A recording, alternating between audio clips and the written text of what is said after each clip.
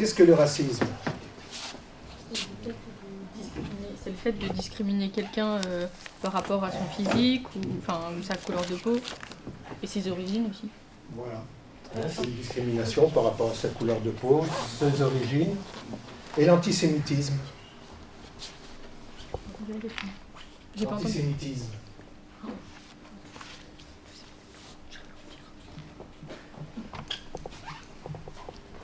Oui, C'est à peu près la même chose, sauf pour les juifs. c'est ça. C'est une discrimination qui est tournée vers les juifs. Ces gens, qu'est-ce qu'ils ont fait exactement?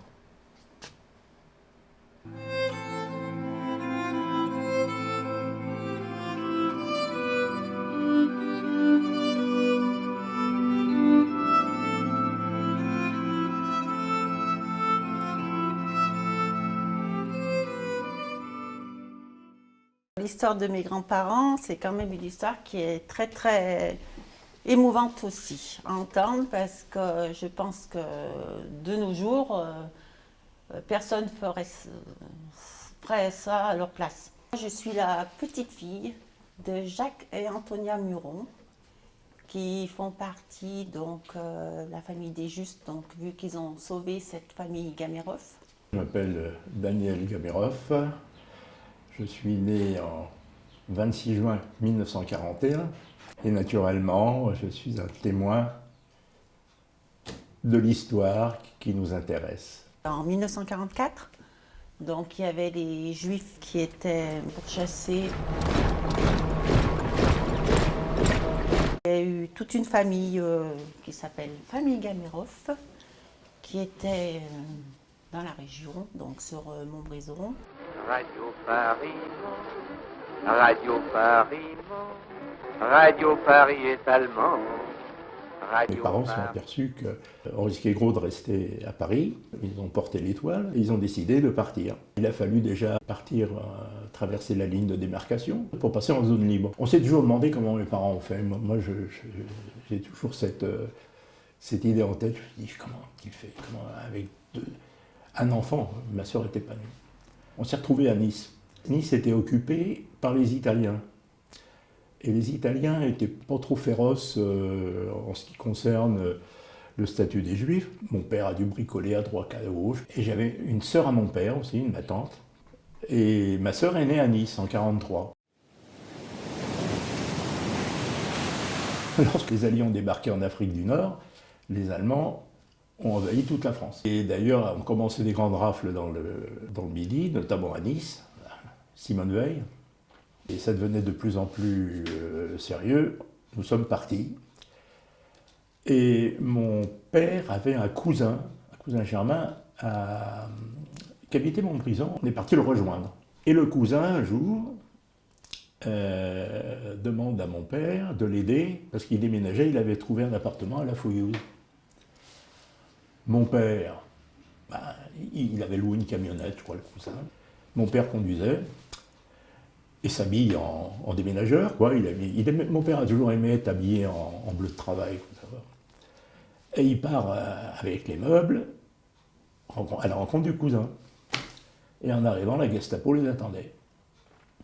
Le cousin, la cousine, une des filles, embarquées. Et un Allemand regarde mon père et puis il dit à l'autre « Qu'est-ce qu'on fait de celui-là » Mon père comprend bien l'allemand, il était alsacien, il était né à Strasbourg. Et l'autre Allemand, il dit « Tu vois pas comment il est habillé, c'est un Français, lui. C'est pas un Juif. »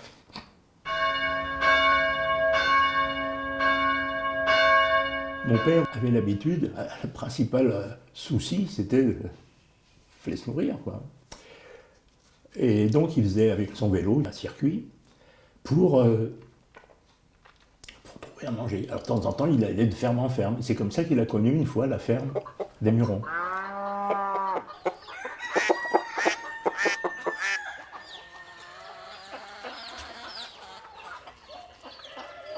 Je sais pas, il s'était lié un peu avec eux, je ne sais plus, mais un jour, il est venu leur demander s'ils pouvaient nous accueillir. C'est en se promenant, M. Gameroff, qui essayait de trouver de la nourriture pour faire vivre sa famille et qui faisait les fermes de la région. Et c'est comme ça qu'il a tapé à la porte de mes grands-parents. Ils ont dit oui tout de suite. Et ils n'ont pas hésité tout de suite à ouvrir leur porte, quoi. Ils ne se sont pas demandé combien ils étaient, et puis de les garder, de les cacher. Peut-être qu'il a eu, je ne sais pas, peut-être un petit coup de foudre comme ça, c'est une intuition, parce qu'il avait vu d'autres fermes. Hein. Pourquoi là? C'était pas la plus grosse ferme. C'était tout petit dedans. Malgré que c'était déjà une famille ils étaient 9 en tout, et que c'était quand même logé tout petit, parce qu'il y avait juste 2 pièces. Hein. Cette famille Gamirov, donc il y avait les parents, et ils avaient 2 enfants en bas âge. Il y avait aussi une tante. Il ne fallait pas rester groupé, on ne sait jamais. Mon père était parti dans une ferme, je ne sais plus où. Ma mère était chez un notaire. Il y avait ma grand-mère, ma tante et moi dans cette ferme, avec les parents qui venaient de temps en temps. Pour dormir, ils ne se sont pas posés de questions. On a dit non, on a une grande cuisine, une grande pièce. On va mettre des matelas, enfin on va vous cacher. Et on est resté là-bas, je vous dis, plusieurs mois. Ils sont arrivés en avril. Je crois bien, oui. Avril 44, est-ce qu'ils ne sont pas restés jusqu'en août ou septembre 44, mais je pense, c'est-à-dire la libération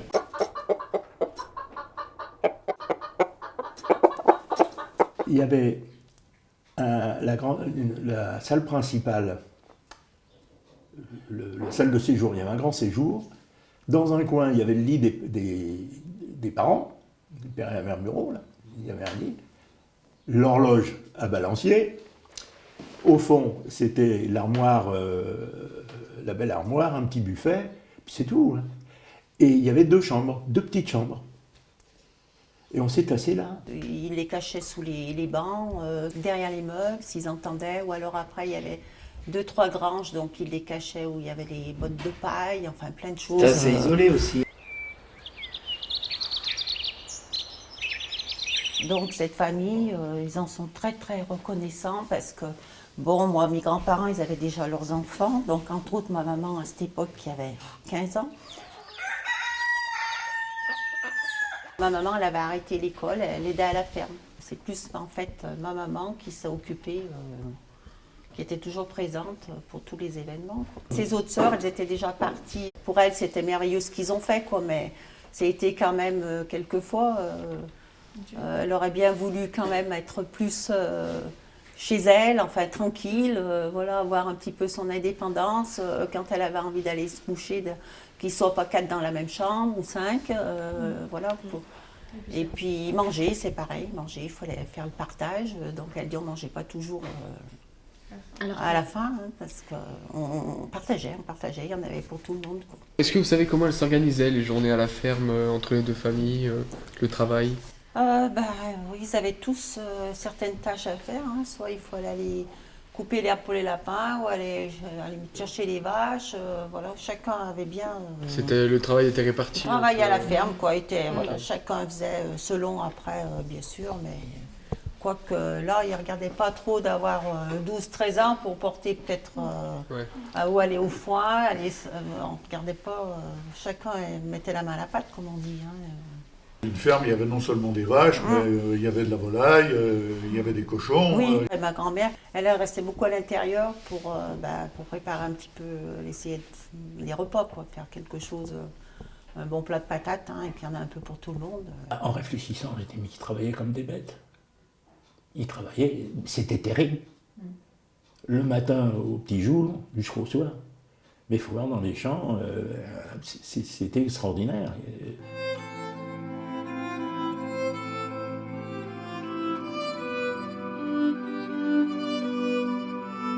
Une famille Qui avait le sens du partage. très très simple, qui avait le sens du partage, qui avait vraiment un cœur gros comme, je sais pas, hein, parce que personne n'aurait fait ça. Hein. Le grand-père, c'était quand même quelqu'un d'assez hautain, pas très bon caractère, mais très très gentil. Et ma grand-mère, c'était quelqu'un qui était très très gentil et très très généreuse. Le père Miron, là, Jacques, il avait une allure princière. Enfin, pour moi, pourtant, il jurait comme un païen, avec sa pipe, il crache. Mais quand il le regardait, il avait un regard, le patriarche. C'était naturel, la bonté naturelle comme ça, l'altruisme naturel qui venait comme ça, d'une générosité, d'une ouverture. alors qu'ils sont simples. Il ne commandait qu'à ses mains et à ses pelles, à ses outils, hein. Et les bœufs. La simplicité royale, je dirais. Et est-ce que vous avez un souvenir qui vous tient à cœur que vous pouvez raconter? Oui, bien sûr. Donc, dès l'âge de 7-8 ans, je passais tous les dimanches après-midi. Excusez-moi.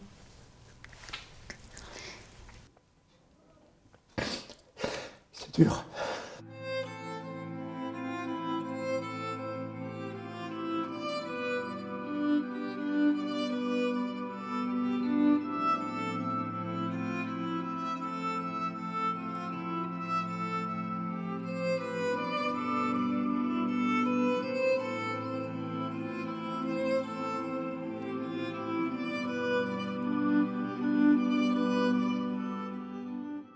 Ce qui était incroyable, c'est que nous, alors qu'on était là réfugiés, avec ce qui nous pendait au nez à chaque coin de rue, pour lui, l'ancien de 14, l'ancien de Verdun, il avait le portrait de Pénin. Hein. Pour lui, c'était incroyable. Mais il avait une logique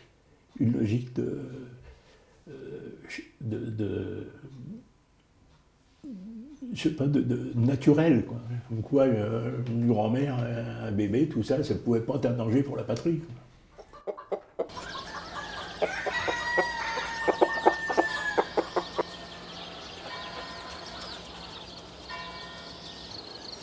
On vivait dans une autarcie, comme ça, dans cette ferme. Et puis à côté, naturellement, il y avait des buffles à vent. Et donc, il y avait Marius, il y avait le frère de Marius aussi. Marius, c'était un genre de grand aussi, le copain, le grand frère. Bon, on faisait des 400 coups, aller à la pêche. Alors tous ces gens-là, c'était un petit hameau et qui ont leur part de reconnaissance aussi, parce qu'ils savaient, on était là. Tout le monde, on se connaissait. Tout le monde, on était toujours... D'ailleurs, ils s'entraidaient entre eux pour les battages, oui. Donc ils savaient bien qu'on était là. Bonjour, tu sais, on est en train de parler de toi, là. On est sur Précieux. Et là, on est vers la ferme, là, à Curès. Il y a Marius qui est à côté de moi. Eh bien, écoute, je te passe Marius, il te dit un petit coucou, puis moi, je te rappelle ce soir, Daniel, alors. Hein. Mais il va te dire un petit coucou, Marius. Bisous, bisous, à tout à l'heure. Au revoir, au revoir. Tiens, vas-y. Allô, Daniel. Comment vas-tu? Tu vas revenir nous voir un petit jour? Viens nous voir cet été, oui. Allez. On passera une journée ensemble. On est passé les canards, oui. Là, c'est tout fermé. Voilà, il y a des étangs. Le père Muron, il avait des étangs. Alors, oui, aussi. On pêchait les étangs. Oui, la porte d'entrée, c'était là, je me souviens. Là, non, pas d'entrée. Hein, elle était là-bas. Il n'y avait qu'une chambre, 2 chambres. 2 chambres, il y avait. Et en bas, c'est tout. Oui. Bah oui, c'est ce que je disais, hein, quand ils étaient 11-12.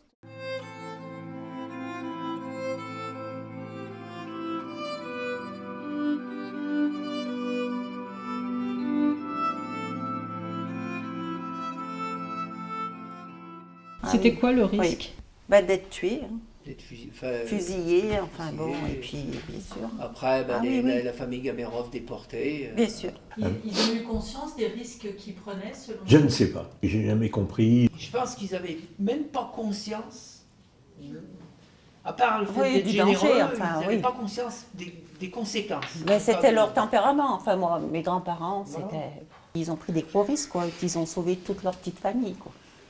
Donc à ce jour, on garde le contact avec ces gens-là qui n'oublieront jamais ce qu'ont fait mes grands-parents. Après la guerre, où il n'y a plus rien à craindre, le père Muron nous a appris que des gendarmes étaient venus.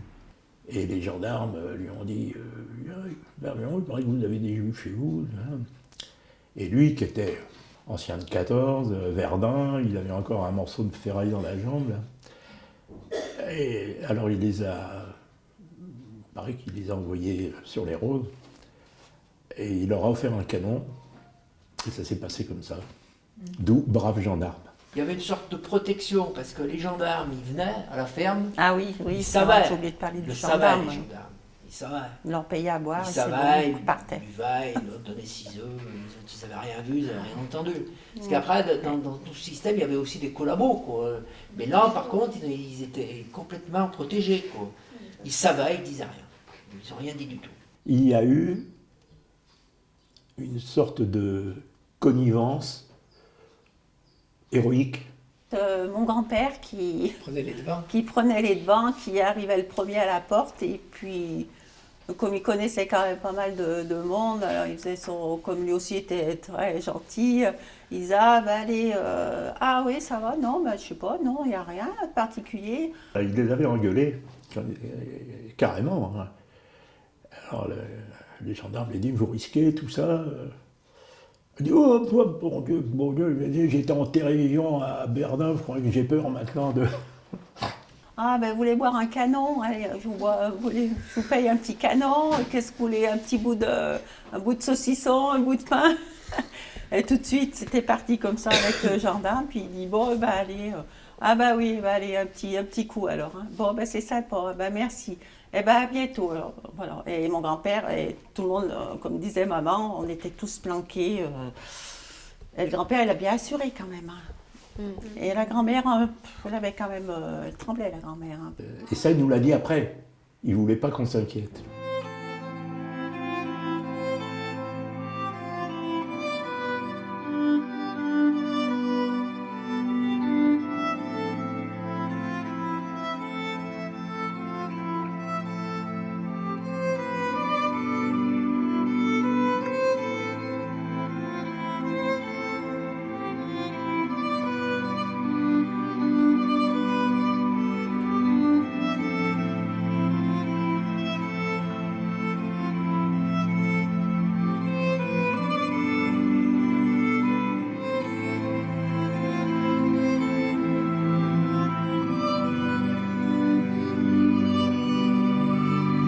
Alors nous, est-ce qu'on a eu cette espèce d'étoile qui nous a protégés pendant ce temps-là, qui nous a fait rencontrer la famille Muron? C'est au-delà de la guerre, de ce qui s'est passé, un héroïsme, je ne sais même pas s'ils se sont rendus compte. Est-ce que vous êtes fiers de vos grands-parents? Ah oui, bien sûr. Ah oui, là... C'est une histoire que, c'est une histoire que je n'oublierai jamais. Puis ce qu'ils ont fait, c'est extraordinaire, quoi. C'est inoubliable, quoi, en fait. Hein, je crois On leur a remis une médaille. C'est la médaille des justes. Oui. La médaille des justes, c'est la plus haute distinction civile de l'État d'Israël. Et elle est accordée aux personnes qui, au péril de leur vie, ont sauvé des Juifs pendant la guerre. On était tellement intégrés dans la famille Muron, que pour moi, ils nous avaient accueillis chez eux, c'était mes grands-parents, quoi. C'était un petit peu... On était tellement intégrés que c'était la famille, quoi. Puis après, avec les événements qui se passaient, puis vous savez, ça remonte aussi un peu, hein, le vent mauvais.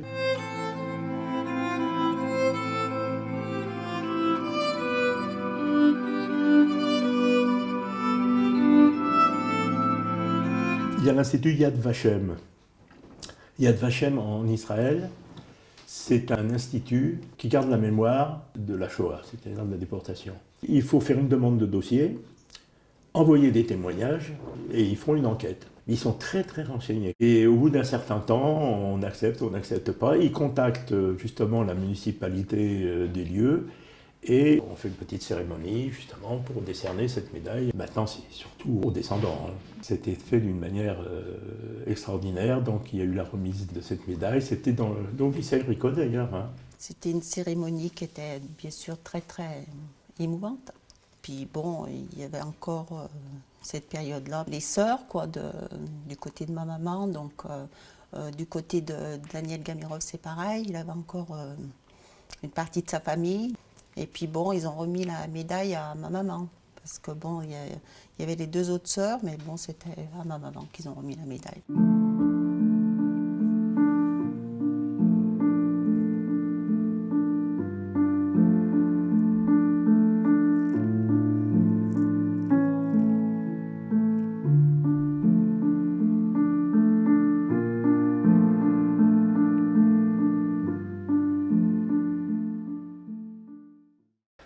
France, je crois qu'il y en a 2000, 2 ou 3000. Leur nom est gravé à Paris. Vous avez le mémorial de la Shoah. Je ne sais pas si vous connaissez le mémorial. Ils sont sur le mur.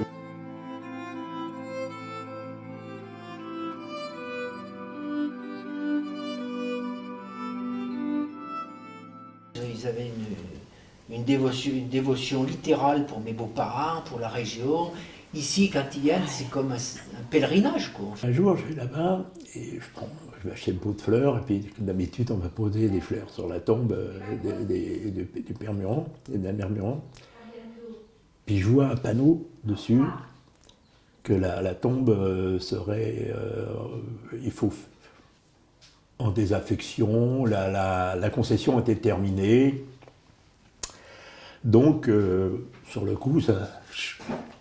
Et je suis allé donc, j'ai appelé tout de suite Dédé, qui m'a dit oui, qu'elle le savait, elle a fait déjà une prolongation. Lui, il a pris sa plume, il a écrit à la mairie, aux instances, en disant c'est plus fort que le marc de café, parce qu'en fait, ces gens-là, ils devraient avoir une concession à vie, ils ont sauvé des gens. Et ils m'ont répondu, vraiment le maire de Montbrison, M. Basile, en disant que non seulement ils tenaient compte de ça, mais ils ont fait une cérémonie. Et avec le sous-préfet. Ils ont mis une plaque. Voilà. Il y a eu des salauds. Il y a eu des héros. C'est vrai, parce que la résistance, fallait quand même fallait la faire. Des gens qui sont conduits comme des cochons. Et puis il y a des tas de gens comme ça qui ont fait un petit...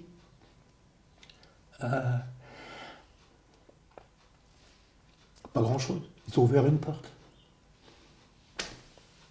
Et c'est pour ça qu'en France, la France est le pays d'Europe occidentale occupée où, je dirais, il n'y a eu que. Il n'y a eu que, disons, entre un quart et un tiers des Juifs qui ont été déportés. Tous les autres ont réussi par des réseaux, comme ça, à être sauvés. Et ils n'ont pas été sauvés par des... Certains, oui, par des actes héroïques, mais la plupart du temps, ce sont des gens qui ont été comme eux, qui ont fait une petite chose, quoi, c'est rien. Enfin, c'est rien. Si... C'est énorme. Mais c'est énorme, mais le geste par lui-même, vous voyez, c'est pas... Ils n'ont pas pris une mitraillette, ils n'ont pas fait... Ils n'ont pas été faire sauter des ponts. Je ne dis pas que ce n'était pas utile à l'époque de le faire, mais c'est des gens comme ça qui ont été d'une héroïque dans leur simplicité.